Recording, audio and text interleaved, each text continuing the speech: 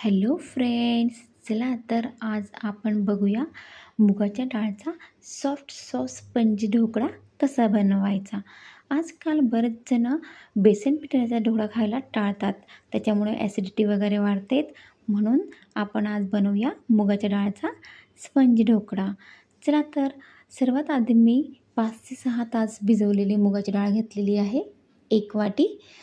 त्याच्यानंतर त्यात आपण टाकून घेऊ अर्धी वाटी रवा आणि अर्धी वाटी दही व हे सर्व मिश्रण मिक्सरला व्यवस्थित बारीक करून घेऊया.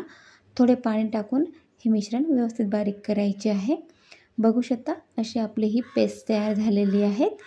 त्यानंतर आपण त्यात मी मुगाची डाळ राहू दिली होती थोडी, 2 चमचे साईडला, ती पण टाकून घेऊया व हे मिश्रण 10 ते 15 मिनटं बाजूला रेस्ट करायला ठेवून देऊया. रवा टाकल्यामुळे हे मिश्रण 10 मिनटं राहू द्यायचे आहे, त्यामुळे रवा पाण्याची कन्सिस्टन्सी ॲडजस्ट करून घेतो.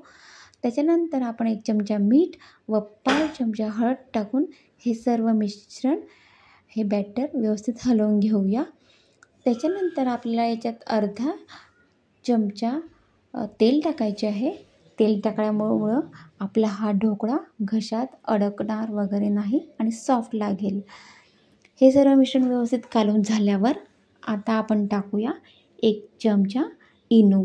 इनो टाकल्यावर हे मिश्रण हलवून जास्त वेळ न हलवता लगेच हे बॅटर आपल्याला वाफ आणायला प्लेटमध्ये टाकायचे आहे.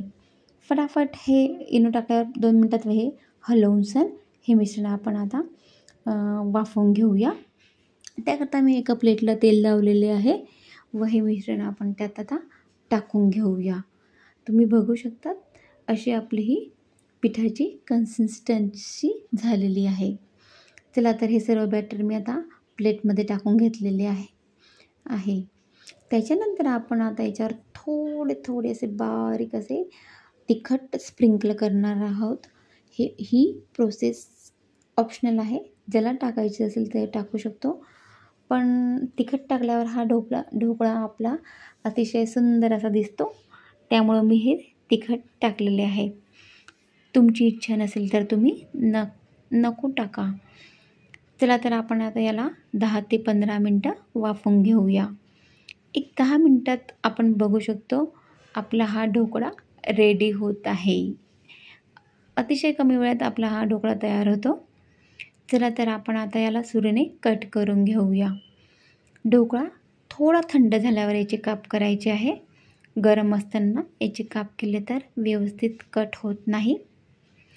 त्याच्यानंतर आपण तडका देण्यासाठी तडका पॅनमध्ये 2 पळी तेल टाकून घेऊ, मोहरी टाकून घेऊ, 2-3 मिरच्या व कढीपत्त्याची 4-5 पानं, 2 चमचे तीळ आणि कोथिंबीर टाकून आपला हा तडका तयार झालेला आहे.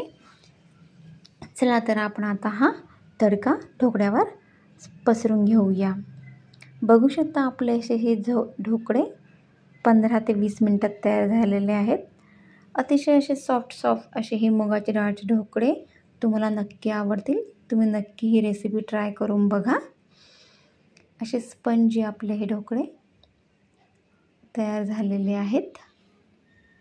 मुगाच्या डाळीचे ढोकळे खायलाही अतिशय स्वादिष्ट लागतात. ही रेसिपी तुम्ही नक्की ट्राय करा. मुगाच्या डाळीचे ढोकळे तुम्हाला नक्की आवडतील. या ढोकळ्याने ॲसिडिटी वगैरे काहीही वाढत नाही. ही रेसिपी तुम्हाला आवडली असेल तर तुम्ही माझ्या रेसिपीला लाईक, सबस्क्राईब करा. चला तर मग अतिशय सॉफ्ट असा हा मुगाच्या डाळचा ढोकळा तुम्ही नक्की बनवून बघा. अतिशय साधी सोपी ही अशी ही रेसिपी आहे. तुम्ही ती नक्की ट्राय करा. Okay, bye.